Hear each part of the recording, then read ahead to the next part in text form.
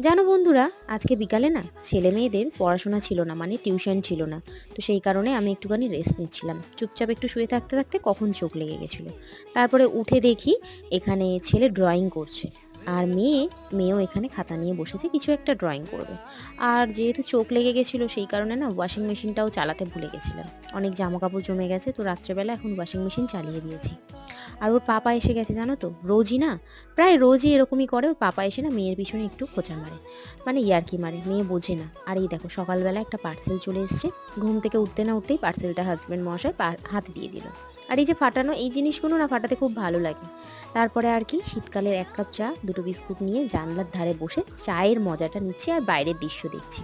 তারপর রান্নাঘরে এলাম, ছেলে মেয়ে বলেছিল মাখন পাউরুটি খাবে, তো সেইটাই করলাম। আর আমার না এই রকম রুটির মধ্যে আলু ভাজা দিয়ে রোল করে খেতে আমার কিন্তু খুব ভালো লাগে। তোমাদের কার কার ভালো লাগে কমেন্ট করো কিন্তু।